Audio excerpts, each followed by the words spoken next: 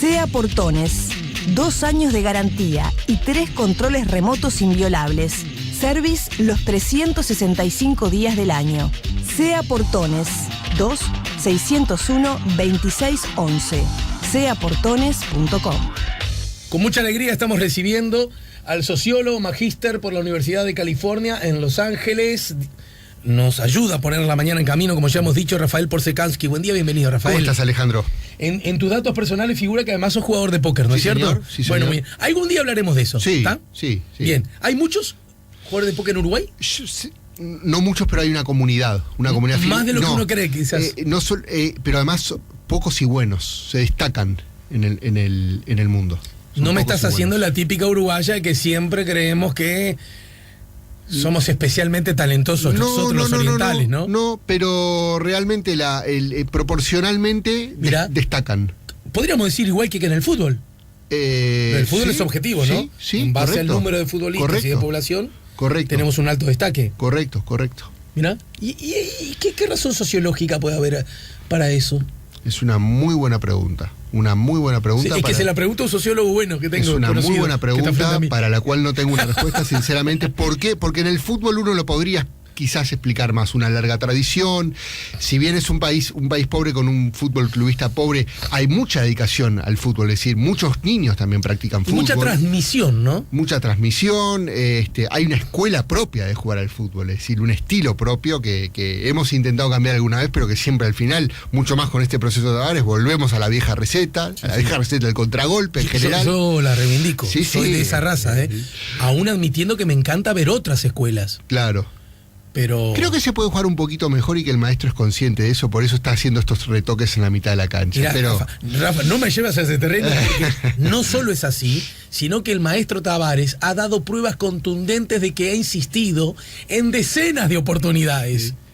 Pero no ha salido bien porque los futbolistas diversos, te puedo dar la lista, no han funcionado. ¿De verdad? Los ha puesto de 10. ¿A cuántas veces? Al Nico, ¿cuántas veces lo colocó de 10? Es la figura que le ha faltado a la selección en este proceso. ¿Te acordás? Nacho 10. En el Mundial de Sudáfrica arranca jugando de 10, Nacho. Sí. Y no fue mal. No rindió con Francia. Fue otro. Sí. Bueno, en fin. Pero no es cierto que juega así la selección y que la selección no podría jugar un poquito, entre comillas, mejor. Digo entre comillas, por lo mejor y peor es relativo, ¿no? Sí. Yo creo que en el fútbol es relativo, pero en fin, el catenacho para mí es jugar muy bien al fútbol. No, por supuesto. Pero digamos, pongamos un indicador claro del fútbol: los pases cerrados y pases acertados. Sí. Uruguay podría tener un mejor porcentaje de pases acertados. Eso es un indicador para mí excluyente de buen juego. Estoy de acuerdo. Entonces vas a coincidir conmigo que en el último partido oficial de Uruguay, Uruguay presentó un mediocampo ofensivo y con calidad futbolística como hace añares que no presenta en cuanto a su calidad individual. Creo que el ingreso de Valverde le ha refrescado mucho a la selección. Todos en el mediocampo saben con la pelota a los pies. ¿Cuánto hace que eso no pasa? Sí, y celebro muchísimo estas dos nuevas citaciones del maestro. Totalmente la de Bentancur y la de Maxi Gómez. Totalmente de acuerdo, porque además hay que pensar que nuestros arietes, como se decía antes, va a llegar un momento que van a dejar de jugar. Totalmente. A propósito, en el póker, ¿hay una edad para el retiro? ¿O podés tener 80 y ser el mejor jugador del mundo? Hay un gran jugador uruguayo que se llama Jaime Atenelov, que es un veteranísimo de 80 y pico de años, que compite de tú a tú con los jóvenes, pero comparativamente y en términos generales, la edad de mayor rendimiento uno podría decir que es de los 20 a los 35 quizás. No, hay excelentes jugadores en todas las edades, pero el póker requiere mucha resistencia, son muchas horas. Resistencia física. Entonces. Resistencia física y mental, las dos. Entonces son muchas horas frente a otros jugadores compitiendo. Y fíjate que en el póker moderno, el póker de torneos, nada de cigarrillos, de whisky, no. Tú ves a los jugadores de mujeres escotadas. Nada. Mujeres escotadas, quizás las mozas a veces de los casinos, como máximo. Pero pero no pensando en los jugadores. No, sino en el entorno, en el show, ¿verdad? En el show, exacto. Pero los jugadores tú los ves tomando esas bebidas energizantes, Claro. haciendo una dieta estricta, los buenos jugadores profesionales. Así que una madre podría estar diciendo, estoy tan contento porque mi hijo que chupaba, que tomaba, que tomaba, que fumaba, que era un disperso, que vivía entre mujeres, ahora por suerte se dedica al póker profesional y se ha vuelto mucho más disciplinado y más serio. Así debería ser. No. Sucede como en el fútbol, que hay excelentes jugadores que no tienen una vida disciplinada Bueno. y pagan los costos luego, y después sucede que hay una camada de profesionales 100%, muy parecido al ambiente del ajedrez. El póker es engañoso por eso, se juega en los casinos, pero tiene mucho más parecido al ajedrez que ir a jugar a la ruleta. Eso es lo que engaña del póker. Claro. Sería como ver jugando con torneos de ajedrez profesional en los casinos. Sí, digamos. Por supuesto que en el póker interviene el azar, y en el ajedrez no, pero a largo plazo en el póker ganan los mejores indefectiblemente. Me acuerdo de Dostoyevsky, el jugador. Y en la ruleta, Claro. En la ruleta no hay ¿es forma de solo ganar. el azar? Es solo el azar, no hay forma de ganar, y además hay una gran diferencia entre el póker y la ruleta. En la ruleta uno va y juega contra la banca. Claro. Y la banca siempre tiene un porcentaje más grande a favor. Entonces a largo plazo la banca siempre le va a ganar al apostador. En el póker uno juega contra otros jugadores. La banca cumple un rol de administración del juego. Uno no juega contra la banca. Uno compite contra otros jugadores. La banca garantiza que el juego sea cristalino, que se celebren las condiciones adecuadas y todo lo demás, pero uno no juega contra la banca. Claro. Es una gran diferencia. Contra un iguales. Uno juega digamos. contra un igual y gana el mejor. Como interviene el azar, a veces no ganan los mejores, pero si se repitieran los torneos durante mucho tiempo, cosa que sucede, al final los que obtienen mejores resultados son los que tienen más preparación, más disciplina, más estudio. Los mejores. Los gurises particularmente buenos en matemáticas tienen más condiciones de lucirse, destacarse en el póker. Sin duda, el tema probabilístico influye mucho. Conocer bien la cuestión de las probabilidades es fundamental. Hay otras habilidades que entran en juego. Por ejemplo, en el póker en vivo, la habilidad teatral. Representar lo que uno no tiene. Funciona eso entonces, ¿no? Sin duda. Como llevándolo al terreno del barrio y de la esquina, Sí. como en el truco, digamos. Exacto. Creer al otro cosas que no son ciertas. Exacto. O porque no tenés, o porque tenés. Y el truco, ojo, se ha estudiado menos, pero también tiene una base matemática el truco. También tiene una base matemática.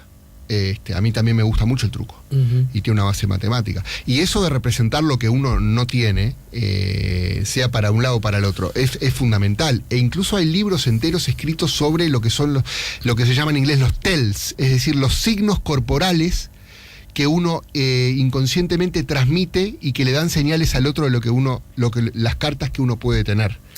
Por ejemplo, si se pone muy nervioso, ¿de qué signo eso? Si está más tranquilo, ¿de qué puede ser signo? Si mueve mucho las manos, si parpadea. Por eso también a veces uno ve jugadores de póker con lentes de sol. Y claro, y gorritas que veo, ¿no? En la tele, a veces cuando me cruzo. Exacto. Es eso, para no... Claro, para darle... El póker es un juego de información imperfecta. Cuanto menos información uno le dé al oponente, mejor. Y cuanto más información uno recoja de todo lo que el oponente hace y actúa, mejor para uno. Sí, casi como un juego de inteligencia, en el sentido de la inteligencia, la que estudia debilidades del otro y fortalezas propias. Exacto. También puedes darle información falsa siguiendo tu lógica, ¿no? Por supuesto. Dentro de las reglas de la competencia. Sí, claro. No, a través de gestualidad y Exacto. ¿no? Es un juego que requiere la puesta en juego, valga la redundancia, de muchísimas habilidades. ¿Hay alguna película que haya, viste el cine, en particular Hollywood, Sí. se mete con todos los deportes? Yo ¿no? recomiendo Apuesta Final con John Turturro y Matt Damon. Es muy y John Malkovich, que hace un papel extraordinario. Uh-huh. Y ahí es una muy linda película para ver. Hay otra película con Robert Duvall, que está muy bien, que muestra más el ambiente de los torneos, que terminan compitiendo padre e hijo en la final, digamos. Sí. Y bueno, es una película más simpática, no es tan buena como, pero simpática. Bien, muy bien. Bueno, señores, aunque no lo crean, estamos en la columna de análisis político. Y aprovecho entonces, teniendo en cuenta que el Frente Amplio ganó 1, 2, 3 veces consecutivas. Y ganó 1, 2, 3 veces con mayoría parlamentaria, bancada propia. ¿Se puede decir que el Frente Amplio, la banca, está en condiciones de ser, después de un largo tiempo, por primera vez derrotada? Está en condiciones de ser derrotada, sí. Hay una cosa que... Falta un rato igual, ¿no? Sí, primero falta un rato, pero, a ver, yo estoy tomando con más pinzas que antes las encuestas. Estoy tomando con más pinzas que antes porque allí ¿Te quemaste con leche? No me quemé yo con leche, pero sí al analizar los números de la elección pasada, y Luis Eduardo González hizo un mea culpa muy sincero, muy valioso, la verdad. Poca gente hizo un mea culpa. Él dijo, le erramos como a las peras. Y está hablando de un error de 5%, pero un error de 5% en una encuesta política es mucho. En una competencia pareja. Entonces, Luis Eduardo González y la mayoría de las consultoras no le daban mayoría parlamentaria al frente, ponían un escenario de balotaje muy competitivo, y al final resulta que el Frente ganó con una comodidad y que el resultado del balotaje estaba absolutamente cantado. Las encuestas, ese es un tema metodológico importante, han sufrido un montón de problemas en tiempos. La gente ya no abre la puerta de su casa. Tengo la obligación de decir que Ignacio Suaznavar, lo recuerdo ante este mismo micrófono, hacer una autocrítica también muy clara. También. Escribió una excelente nota para Clarín hace un tiempo, Ignacio. Es verdad. Y, bueno, mejor aún, ¿no? Que más de uno vaya. No, debo decir que los consultores están muy al tanto de estos problemas, los reconocen y están empleando ahora nuevas metodologías. Ahora, cuando uno toma diferentes consultoras y dan resultados parecidos, hay dos posibilidades. O te dan un resultado parecido porque tienen las mismas fuentes de errores. Es decir, que en ese caso la unanimidad no es necesariamente signo de acierto, sino de que están cometiendo el mismo error sistemático. O la otra opción es que efectivamente hay una tendencia. Entonces, tomando con pinzas lo que dicen hoy por hoy las encuestas, uno podría decir que en caso de que estén en lo cierto, hay un porcentaje de supuestos desencantados que están más hacia el centro-izquierda del espectro político, que hay que ver cómo se comportan. Hay otro elemento que es contextual y que no es menor para el caso uruguayo. Uruguay tuvo dictadura cuando la mayoría de los países sudamericanos tuvieron dictadura. Bien, en Chile en el 73, en Uruguay 73, Brasil antes, Argentina un poco después, pero había un clima que arrastra. Eso siempre influye y arrastra. Los progresismos latinoamericanos, Uruguay se suma a los progresismos latinoamericanos cuando estos también están en su momento de auge. Los Kirchner... Me permito decir que antes... la ola liberal, ¿no? La ola liberal con Menem, con Collor de Mello. Siempre el estilo uruguayo, acá con la calle, que nunca llega a los niveles de... Uruguay siempre es más gradualista. Siempre más gradualista en todo. En todo. Con la dictadura militar, que tiene sus desaparecidos, obviamente, no fue lo sangrienta de Chile y Argentina. No tuvo... o sea, todo es más... Es a la uruguaya. Más gradualista. El liberalismo de la calle fue mucho menos extremo que el de un Menem o un Collor de Mello o un Fujimori. Bueno, todo es así. El progresismo uruguayo es mucho más republicano, mucho más institucionalista que el de Venezuela. Sí, entonces, esto siempre es así. Ahora, en general hay una correlación bastante fuerte entre el viento de cola y lo que sucede en la política uruguaya. Ahora, el viento de cola está soplando vientos de derecha. Ajá. Entonces hay que ver eso también, cómo suma al caldo en 2019 para el que pasa. Lo que parecería claro es que retener la mayoría parlamentaria para el frente casi que a uno le suena muy complicado. Lo cual es lógico también, Alejandro. A ver, en una sociedad democrática política, acá hay un factor fundamental, fuera de lo ideológico y de los aciertos y desaciertos. El cansancio y la necesidad de rotación. Para la elección del 2009, el Frente Amplio retiene el gobierno, retiene la mayoría, pero cae un poquito en votos. Sí. Para esta última elección pasó lo mismo, ¿no? no habría razones para suponer, si uso esa misma, del mismo modo que había una escala ascendente hasta llegar a que el Frente Amplio obtuviera el gobierno, Sí, ¿verdad? Que todo el mundo le decía a los partidos tradicionales, si querés meter doble vuelta, si querés reformar la Constitución, pero mirá que el Frente Amplio va a ganar en algún momento, Claro, ¿no? ¿Cierto? claro. La academia se lo decía, los analistas le Sí, decían. sí, sí. También Luis Eduardo González lo pronosticó Sí, claro. en un estudio académico. Mira que esto viene y va a llegar. Ujú. Vino y llegó. Llegó, se mantuvo, pero cada vez con un porcentaje menos de votos. Claro. Che, no tenés que ser la ultraderecha para suponer que en esta elección pierda algún voto más. Sí. Y en un sistema como nos han enseñado ustedes, los politólogos, tan previsible, pero a su vez tan parejo, cualquier monedita sirve, para un lado o para el otro. Luego de la pausa, quiero que me contestes. Sin embargo, hay algunas cosas que parece que el gobierno, que tuvo grandes problemas en el arranque, parece haberse sacado de encima. Primero, hay crecimiento económico. Sí. Segundo, loco, la inflación ni siquiera en los mejores momentos del crecimiento económico está tan en rango meta como ahora. Tercero, ni te digo si se plasma lo de la inversión de la pastera. Cuarto, se sacó el problema Sendic de encima. Y quinto, un problema... Todavía no del todo, por los titulares de prensa de hoy. Todavía no del todo. Todavía no del todo, es cierto. Siempre lo digo yo como chiste, el Sendic nuestro de cada día todavía vive, a pesar de que el Frente Amplio respiró aliviado, ¿no es cierto? Cuando dijo, bueno, parece que con esto... Y un dato más tiene que ver con que recuperó la mayoría parlamentaria que había perdido circunstancialmente. Correcto. Bien, parecen ser buenas señales para el partido de gobierno. ¿Qué tiene que hacer entonces la oposición? Que parece que como nunca tiene servido en bandeja, no digo el triunfo, pero sí la chance de dar pelea en condiciones que no las ha tenido en los últimos 15 años. ¿Lo vemos luego de la pausa? ¿Cómo no? Estamos con Rafael Porsekansky, estamos poniendo la mañana en camino. Ya volvemos con La Mañana en Camino.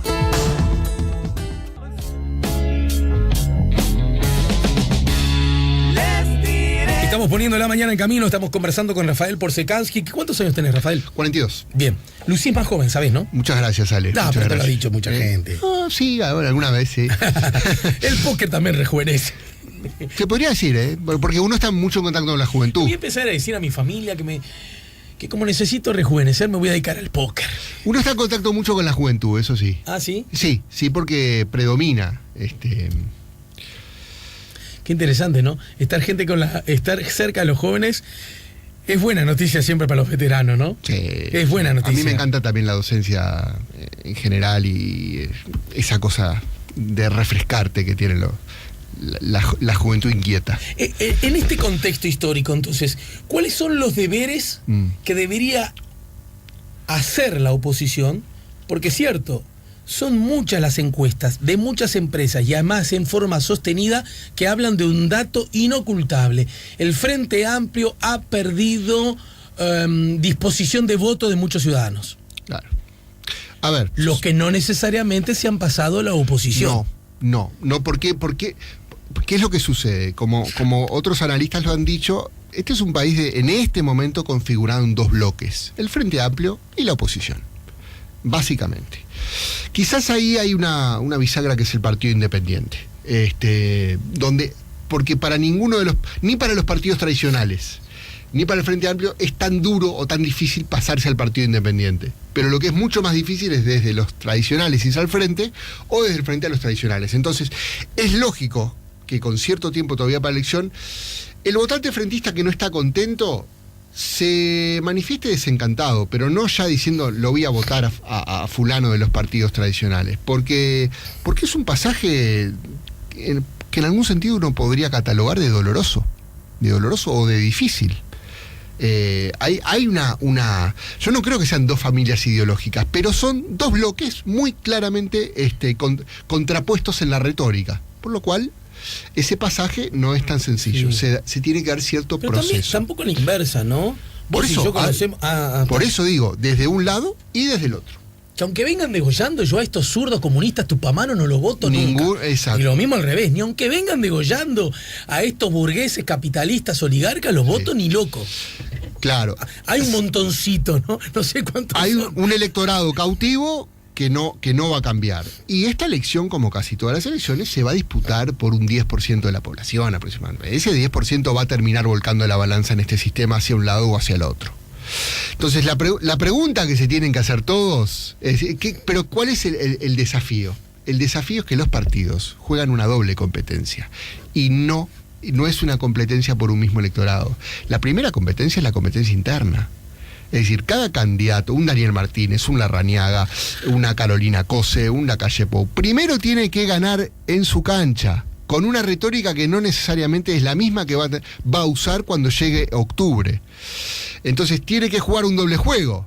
Por un lado, seducir a su electorado cautivo. Y por otro lado, también empezar a dar señales para ese electorado de centro que está más dubitativo. Es un doble juego difícil.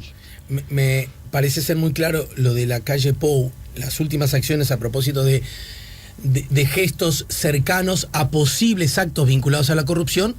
Me resulta extraño cómo no se advierte que Lacalle Pou lo que está haciendo es una señal no para los suyos, para los otros justamente, ¿no? Claro. Miren que yo con la corrupción voy a ser implacable. Claro. Porque no olvidemos que se llama Lacalle. Lacalle Pou tiene muy en mente esas cosas. En la elección pasada, él propuso 2 ministros que de alguna forma sintonizan con ese espíritu de centro. Garcés, como ministro del Interior, que tenía muy buena reputación y unánime como comisionado de cárceles, un hombre cuyo trabajo era reconocido, y Azucena Arbeleche, que venía como funcionaria del Ministerio de Economía. Entonces, Lacalle Pou tiene muy en mente eso, jugando este juego. Porque sabe que con lo suyo no gana, necesita de otros. Exactamente. Es así. Ahora, la pregunta por este centro del electorado, pensando en un octubre de 2019, tú decías bien, no creo que la discusión fundamental sea una cuestión de bolsillo estricto. Porque los indicadores macroeconómicos, Uruguay no es el Uruguay de hace unos años tan vibrante económicamente, pero crece, modestamente, pero crece. La inflación controlada, hay algunos problemas de consumo, algunos problemas de empleo, pero bueno, básicamente los grandes indicadores macroeconómicos, no se podría decir Uruguay está en una crisis que está en un atolladero brutal, no, comparativamente está bien en la región, está buscando sus acuerdos internacionales, qué sé yo. Me parece que los temas van a ir por otro lugar. La oposición, creo, por lo menos ahora, se van vislumbrando 3 o 4 aspectos fundamentales. A ver. El primero es la cuestión de la gestión, la transparencia y la eficiencia. Todos estos elementos. ANCAP, ACE, que hoy está en el tapete.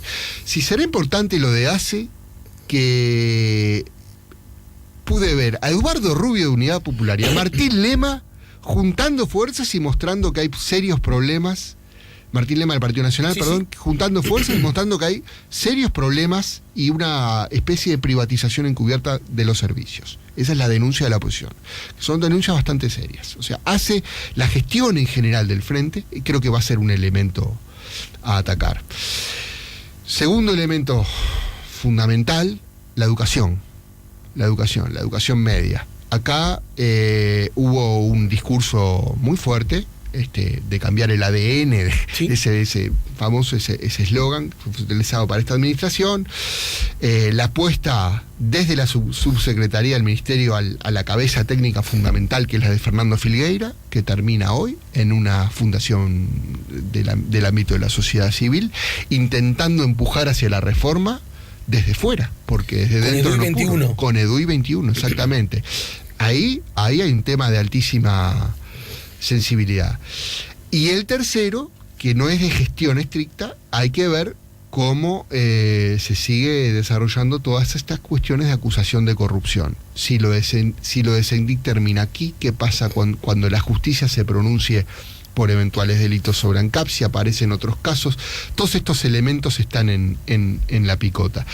La seguridad, uno se podría preguntar como cuarto elemento. ¿Soy yo o siento que se ha debilitado ese presunto punto débil del gobierno? Debilitado como elemento sólido de la oposición. Con ¿no? honestidad, yo tengo la misma sensación que tú, Alejandro. Me parece que a nivel comunicacional, pese a veces algunas declaraciones desafortunadas, sea de Bonomi, o del viceministro, de Jorge ¿no? Vázquez, cuando hay algunos episodios con el fútbol, o cuando hay algún policía asesinado. El policía muerto. Exacto. Más allá de esas declaraciones desafortunadas, aparentemente habría algunos indicadores buenos sobre cierta contención de los... Hay medidas concretas que parecen haber surtido efecto y parecen ser reconocidas como tales. Por ejemplo, un ejemplo, instalación de cámaras en la Ciudad Vieja. Hay una presencia policial que en algunas zonas se está viendo más. Por ejemplo, en mi propio barrio, en Pocitos Nuevos, nosotros tenemos un grupo... ¿Qué, la Mundiola por ahí? Sí, tenemos un grupo de vecinos, Sí. Simplemente por ejemplo, para consultarse si hay luz o no hay luz, una serie de cuestiones. Y notamos en las últimas... Sí, a través de WhatsApp, y notamos en las Son bravos esos WhatsApp largos donde hay mucha gente, ¿no? Sí, por suerte... Se portan bien, sí, hablan del tema nada más. La verdad que sí. Por suerte es un grupo muy profesional en ese sentido. Cortito y al pie. No, lo que felicito. sí, no es fácil eso. Y se comentaba, por ejemplo, de mayor presencia policial. Ajá, se advierte. Se advierte. A mí me da la misma impresión. Sí. El renunciado Bonomi famoso está más debilitado también. Hay que ver, bueno, son elementos que a veces saltan mucho. Y bueno, si viene un episodio con declaración muy desafortunada y todo lo demás, va otra vez. Pero comparativamente me parece que no es... Me da la impresión que hubo otro hecho, sumado al que vos decís, a los que decís, que los advierto también, y tiene que ver cómo se encontró, por ahora así luce, la solución al tema inseguridad fútbol, que si bien no afectaba a las grandes mayorías, porque las grandes mayorías no van a la cancha, sí se derrama como un problema... cultural inadmisible. Sí. Che, ni al fútbol se puede ir. La gente que dice eso, en realidad hace decenas de años que no va al fútbol. Pero igual nos gusta creer la idea que podemos ir al fútbol en cualquier momento. Claro. ¿Se entiende? Sí. La idea de que la policía volvió al estadio, por lo menos en algunos partidos, pero esta cosa de que yo ni siquiera entro, no le gustó a nadie. La idea de que haya cámara, me parece que también ha ayudado como decir, mira, me jodo más en sacar la entrada, tengo que pasar por más dificultades, pero parece que da sus frutos, ¿no? Yo creo que sí. Yo coincido contigo en ese aspecto. Tenía algo más que se me escapó para decir. Hablabas del tema de la gestión, hablabas del tema de la transparencia, hablabas del tema de la educación y estabas señalando como asuntos que seguramente va a estar en el debate. Te lo quería mencionar, sí. Y después hay que ver si esto forma parte del tapete de la discusión política. Pero quiero agregar un elemento a modo de incertidumbre y también para complejizar el análisis político. Yo le llamo a este año 2017 el año de las identidades, Alejandro. La marcha más importante de contenidos políticos, porque es política también. Sin duda. Es la marcha de las mujeres, de las mujeres, por la equidad de género y demás. La marcha del 8 de marzo. Y otra marcha de enorme... Y yo hacía años que no participaba en una marcha. Exacto. Añares que no participaba. Y fui porque sentí la necesidad. Exacto. No me llamó ninguna organización. Exacto. Fuimos con mi esposa, con mi hijo, allí estuvimos, nos divertimos. Fue un lindo día de marcha, un rato, y nos volvimos. Exacto. Y la marcha de la diversidad, que no tuvo el mismo impacto, también fue una marcha muy grande. Y la cuestión identitaria está cada vez más en el tapete. Qué interesante. Ahí está tu rasgo de sociólogo también. Claro. Y la sociedad y la política uruguaya ha cambiado mucho. Y no sé si estos temas no se introducirán por algún lado al momento de la agenda electoral. A mí me parece que va a haber otro asunto que va a estar muy en el centro, así como yo creo que la educación y en particular, por ejemplo, el rol de EDUI 21, porque EDUI 21 he hablado con muchos de sus más representativas figuras que tienen además una nobleza increíble. Todos saben, en el lenguaje boliche, ¿no? Todos saben. Sí. Y todos vienen de palos distintos, ¿no? Sí. Eso da un lugar de... Hay mucha diversidad. Y a su vez ellos van a plantear una especie de plataforma Y hay que ver el sistema político, los partidos y en particular los candidatos, qué tan dispuestos están a seguir. Sí, mi impresión por el momento es que hay una gran receptividad a EDUI 21 de parte de la oposición y una receptividad muy tibia de parte del frente. Pero sin embargo hay figuras clarísimamente identificadas con la izquierda que están amasando eso, ¿no? Sí, señor. Así que yo señor. Esperaría a ver qué va a pasar con la izquierda en cuanto a qué tanta o poca bolilla le da este tema. Sí, hay que esperar. Lo que está claro, bueno, también ahora, una vez más, Fernando Filgueira salió con este famoso tema de la elección de horas, decir, bueno, hay que apoyar a Puente y todo lo... Y esa batalla se perdió. Se perdió. Bueno, hay que también decir, vos señalabas el cambio del ADN. Nosotros ya llevamos 2 gobiernos consecutivos del Frente Amplio con fracasos en la educación. Y digo 2 y no 3 porque el primer gobierno se planteó hacer una ley y la hizo la ley. Y yo no establecería como un fracaso. Encima con la ceibalita que hoy está, ¿verdad?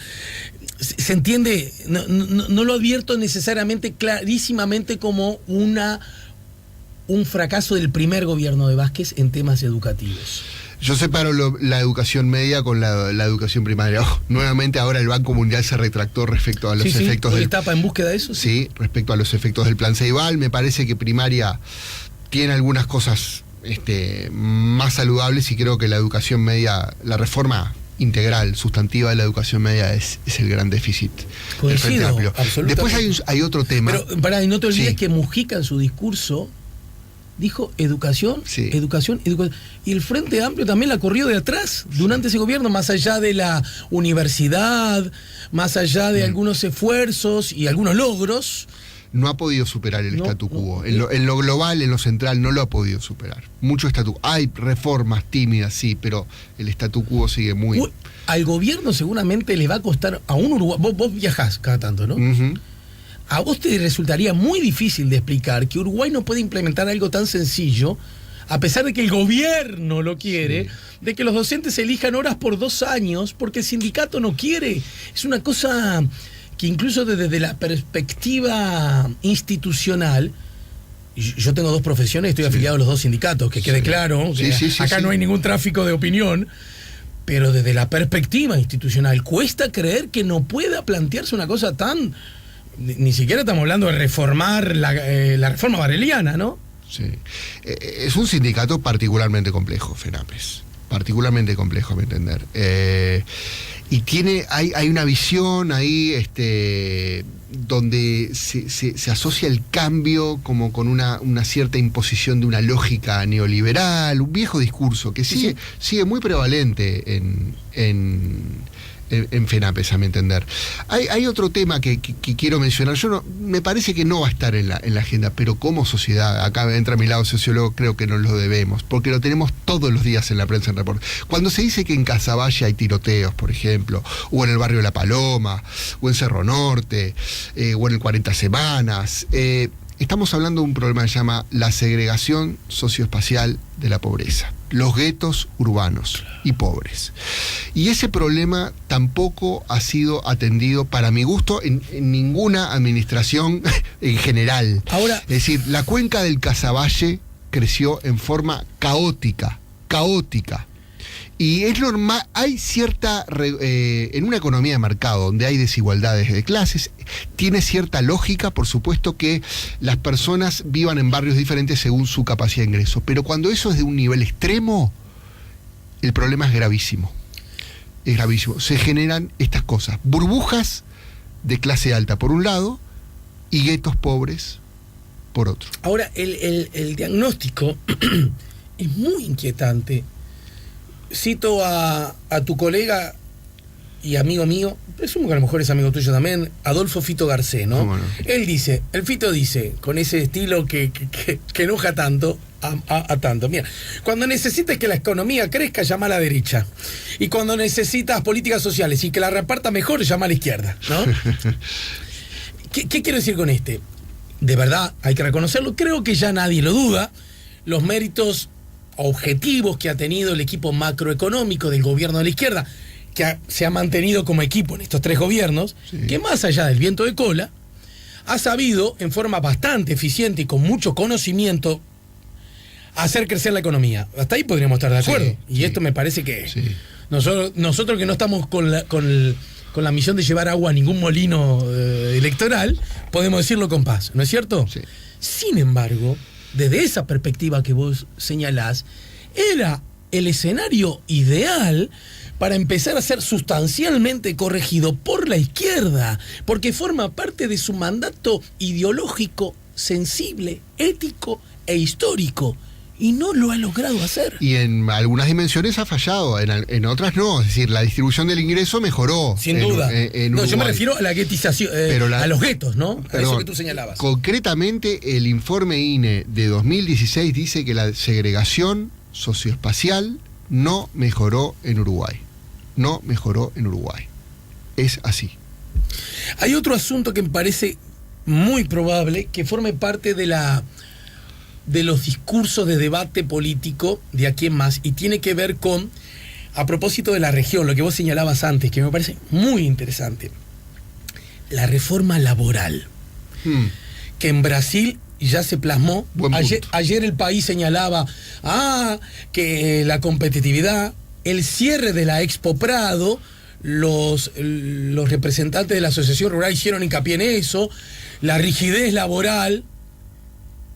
Y la izquierda, y ni hablar, el PIT-CNT, están justamente en la otra vereda. Claro. No, ¿de qué rigidez me hablas si todavía a un peón le rompen la espalda por reclamar la norma? ¿No?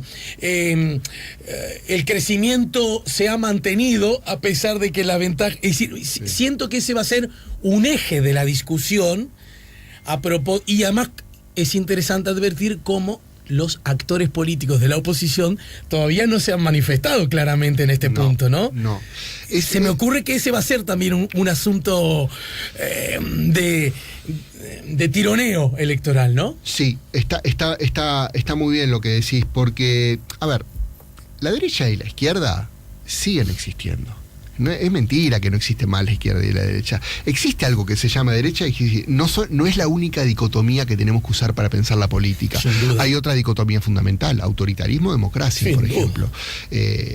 Populismo, republicanismo, otras más. Recuerdo un buen artículo hace un tiempo de Daniel Chasquetti que decía: para pensar la política argentina necesitamos muchas dicotomías. Bueno, pero la dicotomía derecha-izquierda sigue existiendo. ¿Y en qué se basa? En cuánto distribuir y cuánto no. Y en el tema del énfasis que uno hace en la desigualdad social.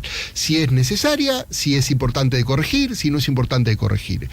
Y como factores explicativos de esa desigualdad social en una economía de mercado, obviamente está cuánto se lleva el capital y cuánto se lleva el trabajo. Y las regulaciones laborales son un punto central. Otro de los puntos es lo impositivo, es decir, si impuesto a la renta sí, si impuesto a la renta no, a partir de qué franja. Otro más podrían ser los subsidios, o la renta universal, todos debates propios del eje izquierda-derecha, creo yo.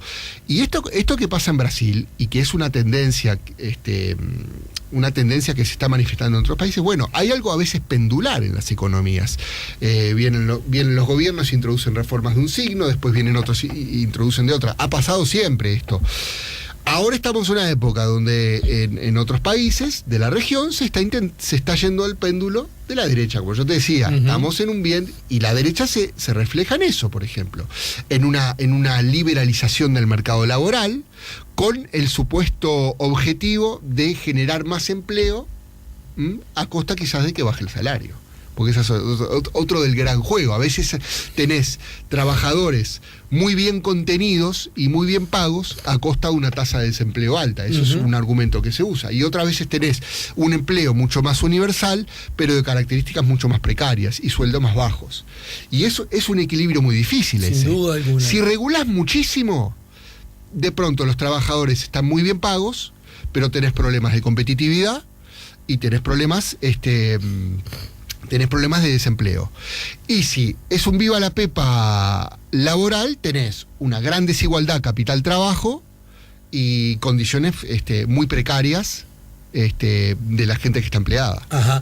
En ese marco, yo te propongo ir una brevísima pausa, una más, te prometo. Dale, dale. Porque hay un asunto que también me parece que lindo de establecer como debate y como análisis. Primero, la oposición está tomando un protagonismo en cuanto a culpar al gobierno de que se ha quedado sin agenda, de que está vacía de ideas y de proyectos y que está pobre para proponernos cosas. También, yo soy de los que cree que es hora de que si la oposición quiere gobernar, empiece a seducir a gente en base a su propia agenda y qué cosas podrían pasar nuevas, diferentes y mejores en caso que lleguen al gobierno, ¿verdad? En ese punto, agenda del gobierno y potencial agenda de la oposición, ese tironeo, ¿dónde estamos parados? ¿Lo vemos luego en la pausa? Bueno. Estamos en el último tramo de la charla con Rafael Porsekansky, estamos poniendo la mañana en camino. Ya volvemos con La Mañana en Camino.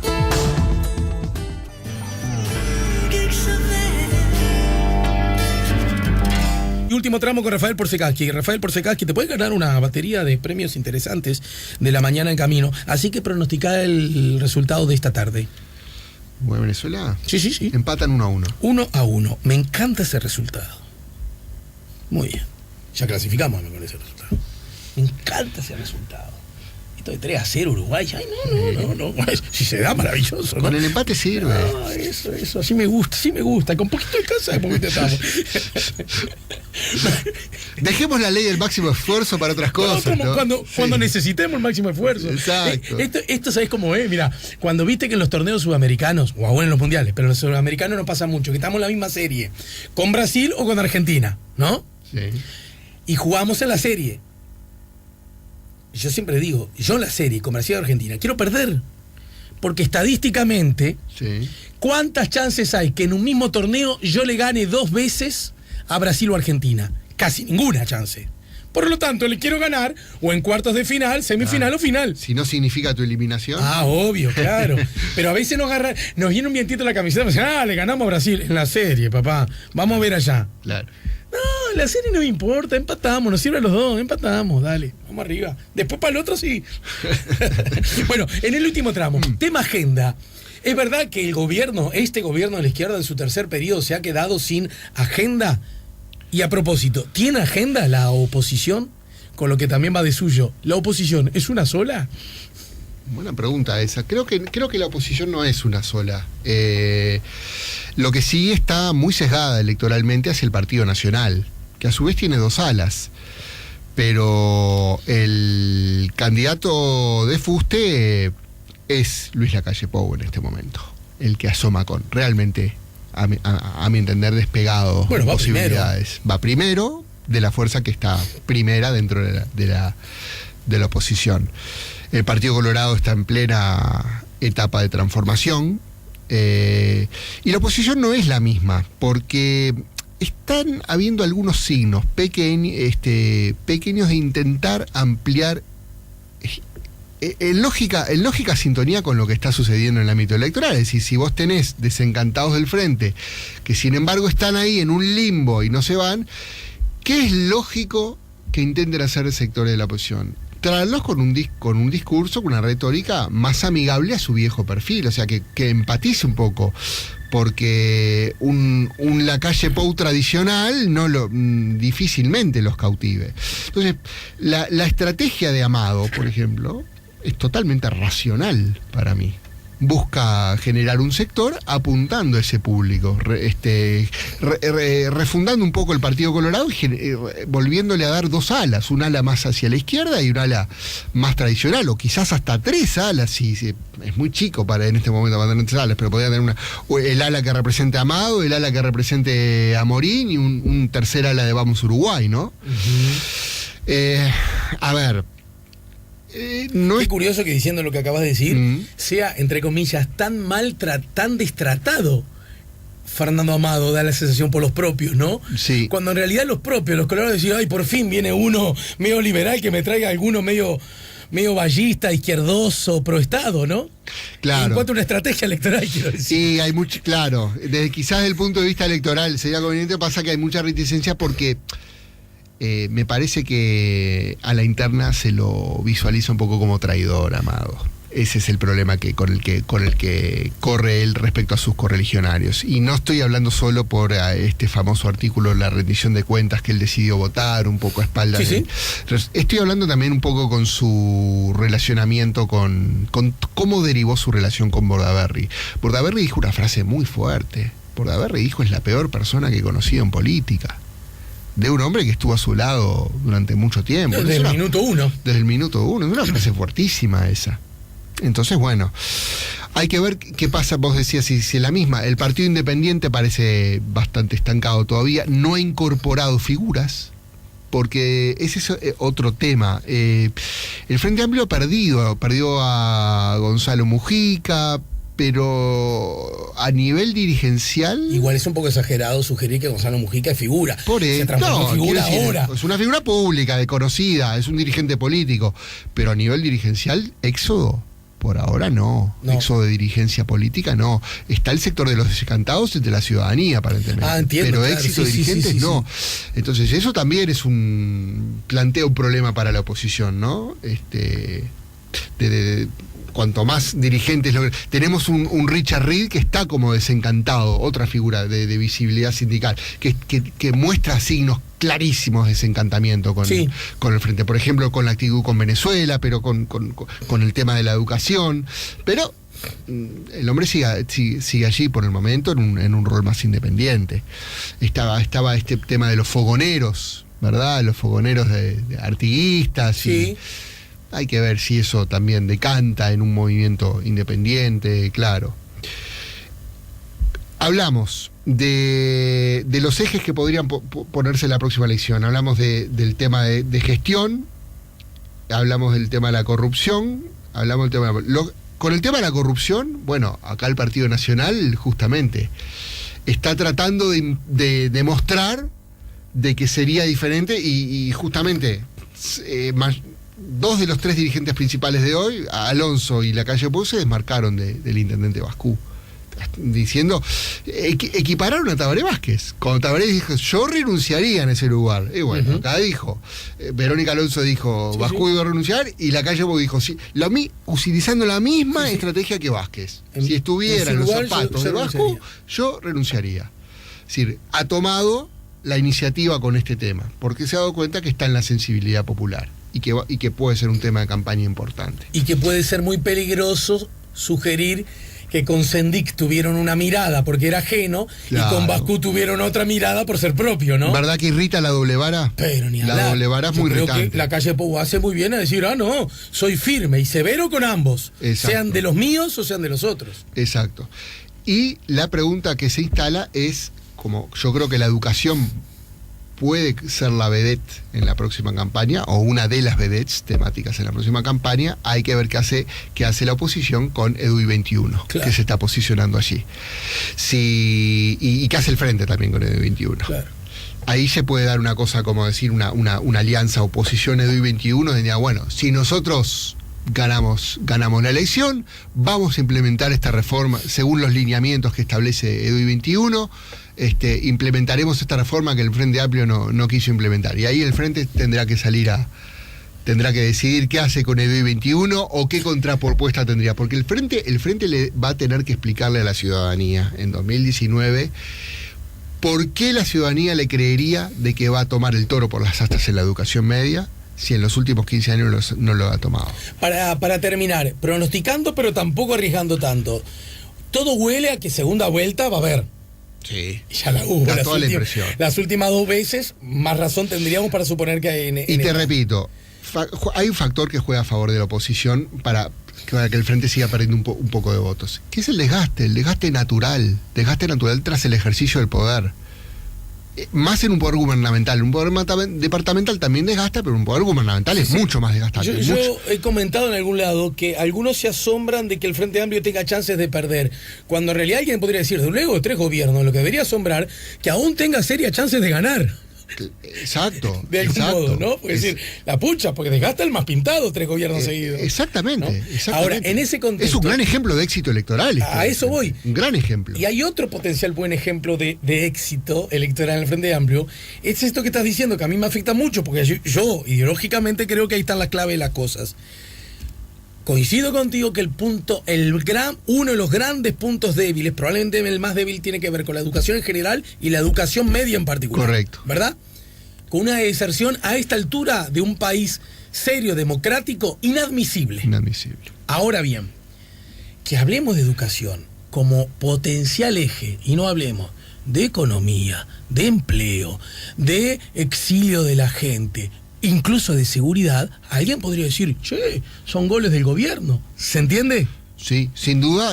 Porque esos han sido históricamente los ítems, los problemas que más afectan al público, a la gente, ¿no?